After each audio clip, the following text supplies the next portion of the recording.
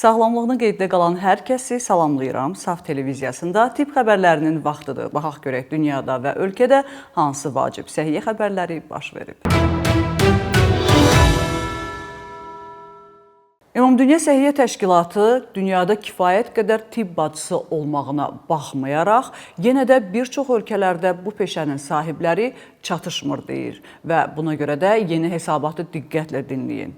Hörmətli xanımlar və bəylər, məncə bu şərəfli peşənin daşıyıcılarından olmaq ən gözəl seçimdir. Ona görə ixtisas seçimində mütləq nəzərə alın. Mən isə öz növbəmdə həm öz adımdan, həm də bütün Saf televiziyası adından tibb bacılarını ürəkdən təbrik edirəm. Bu şəfqətli peşəni seçən fədakar insanlar, bayramınız mübarək.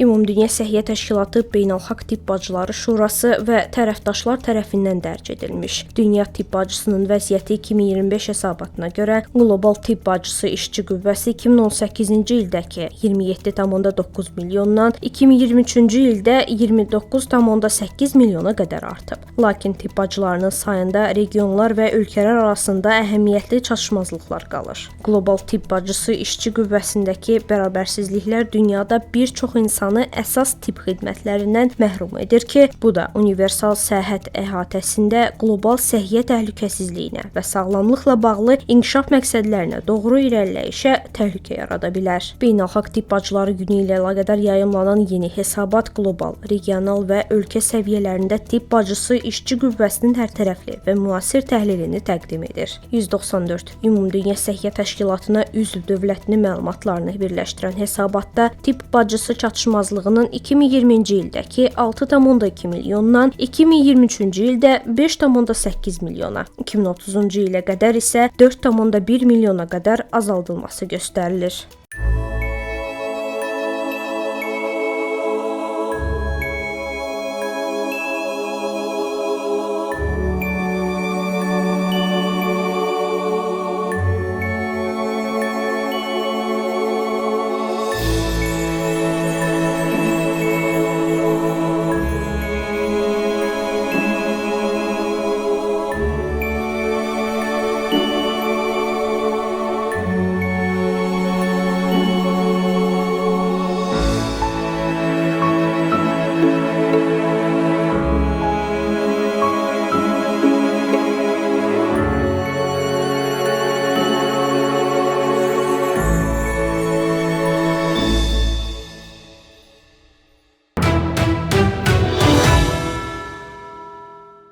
Azərbaycan Respublikasının Səhiyyə Nazirliyi yeni doğulan körpə uşaqlara necə qulluq etməliyik sualının cavabını maarifləndirici videoçarxda verib.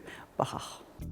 Azərbaycan Respublikasının Səhiyyə Nazirliyi rəsmi sosial şəbəkə hesabında yeni doğulan körpəyə qulluqla bağlı maarifləndirici video çarx paylaşıb. Yeni doğulmuş körpənin qulluq qaydaları. Dəriyə qulluq. Körpənin dərisi çox həssasdır. Buna görə də onu təmiz və nəm saxlayın. Nəmləndirici kremlərdən istifadə edərək quruluğun qarşısını alın. Əmizdirmə və qidalanma. Ana südü ən universal qidadır. Yeni doğulmuş uşaqları 1 saatdan bir əmizdirmək lazımdır və ya nə zaman ağladısa. Geyim seçimi. Körpəni hava şəraitinə uyğun geyindirmək lazımdır. Rahat paltarlar seçilməlidir. Pambıq və ya qat-qat geyimlər. Gigiyena və çimmək. Körpələr həftədə 2-3 dəfə ilıq suda çimizdirilə bilər.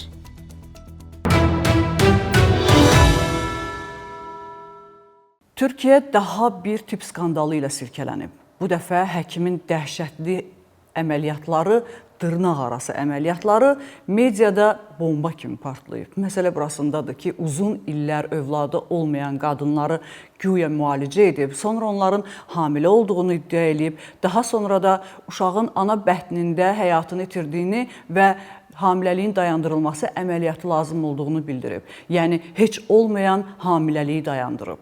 Nəticədə isə külli miqdarda pul qazanın. Dəhşətlisi bu deyil.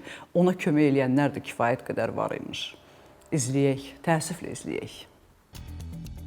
Türkiyənin Şırnaq vilayətinin Silopi rayonunda fəaliyyət göstərən qadın doğum mütəxəssisi doktor İsmət Besən saxta hamiləlik diaqnozu qoyaraq qadınları hamiləliyin dayandırılması əməliyyatına məcbur edib və bu yolla onlardan böyük məbləğlər alıb. Həkim və onunla əlaqəli 4 klinik əməkdaş əməliyyatlar nəticəsində həbs edilib. Səhiyyə mütəxəssisləri bildirir ki, bu cür fırıldaqçıların qarşısını almaq üçün tibbi xidmətlərə müraciət edərkən diqqətli olmaq və yalnız etibarlı və tanınmış həkimlərə güvənmək vacibdir. Belə hallar rastlaşdıqda dərhal müvafiq hüquq mühafizə orqanlarına müraciət etməyiniz tövsiyə olunur.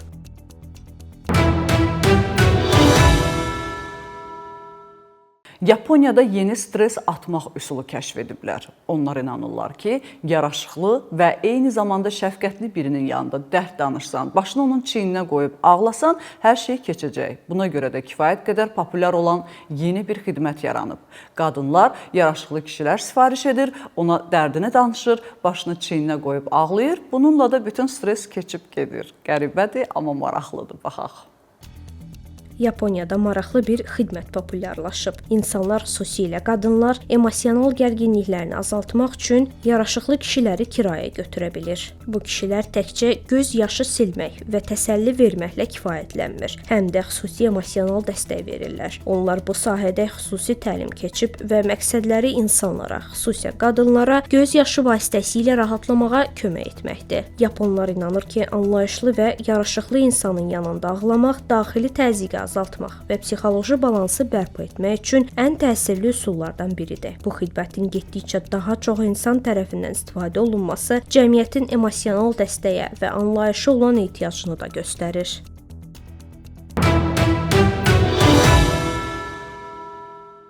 Yepyeni bir araşdırma ilə qarşınızdayıq. Səyahət edənlər daha uzun ömürlü olurmuş. Şəxsən mən bu xəbəri çox bəyəndim. Ümid edirəm siz də. Səyahət edənlər həyatdan bezmir. Columbia Business School tərəfindən aparılan və Journal of Organizational Behavior jurnalında dərc olunan yeni araşdırmaya görə ildə ən azı 3 yeni ölkəyə səyahət edən insanlar iş yerində tükənmişlik sindromundan 50% daha az əziyyət çəkir. Tədqiqatlar göstərir ki, beynəlxalq səyahətlər insanın yaradıcılığını artırır, stres səviyyəsini azaldır və ümumi iş məmnuniyyətini yüksəldir. Fərqli mədəniyyətləri öyrənmək və yeni mühitlərdə olmaq insanlara gündəlik iş təzyiqlərindən zehni olaraq uzaqlaşmaq imkanı verir. Bu isə onların emosional dayanıqlığını artırır və psixoloji tükənməsinin qarşısını alır. Aparıcı tədqiqatçı doktor Adam Galinski qeyd edir ki, tanımadığımız mühitlərdə olmaq beynin yenidən yüklənməsi üçün şərait yaradır. Yeni ölkələrə səyahət etməyin həm şəxsi inkişaf, həm də peşəkar fəaliyyət baxımından önəmi bir daha təsdiqlənib. Bəs siz sonuncu dəfə hansı ölkəyə səyahət etmisiniz? Dünyada quş qripi mövzusu yenidən gündəmdədir. Xəbər verdiyimiz kimi ölkəmizdə də bununla bağlı monitorinqlər başlamışdı. Ümid eləyək ki, bu qrip yenidən insanları kifayət qədər təşvişə salıb, stressləndirməyəcək. Detalları izləyək. Dünya üzrə səhiyyə qurumları quş qripi ilə mübarizəni gücləndirir və mümkün pandemiyanın qarşısını almaq üçün profilaktik tədbirlər həyata keçirirlər. Xəbər verdiyimiz kimi ölkəmizdə də Qida Təhlükəsizliyi Agentliyi tərəfindən aidiyyəti qurumlarla birgə cari ilin 19-23 may tarixlərində quş qripi xəstəliyinə qarşı növbəti epizootoloji monitorinq keçiriləcək. Hazırda quş qripini yoluxma ilə bağlı heç bir hal aşkar edilməyib. Dünyada isə quş qripi əleyhinə geniş miqyaslı vaksinasiya planlaşdırılır. Kanada və Böyük Britaniya kimi ölkələr fermerlər və səhiyyə işçiləri kimi risk qrupunda olan şəxslər üçün milyonlarla doza H5N1 vaksini sifariş ediblər. Bu vaksinlər konkret ştamları əsasında hazırlanıb və pandemiyaya qarşı hazırlıq tədbirlərinin bir hissəsidir. Birləşmiş Millətlər Təşkilatının Ərzaq və Kənd Təsərrüfatı Təşkilatı və Heyvan Sağlamlığı üzrə Dünya Təşkilatı yüksək patogen quş qripinin qarşısını almaq və nəzarətdə saxlamaq məqsədi ilə 10 illik yeni strategiya elan edib. Bu strategiyada biosəviyyənin artırılması, müşahidə sistemlərinin təkmilləşdirilməsi və sahələr arası əməkdaşlıq əsas prioritet kimi göstərilir.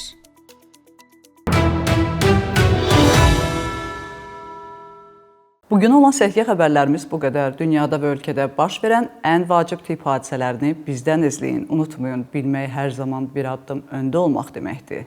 Saf TV-də fokuslanın və ölkəmizdə, dünyada baş verən ən vacib tip hadisələrini məhz biz sizə çatdıraq. Özünüzü və doğmalarınızı qoruyun. Sağ olun, salamat qalın.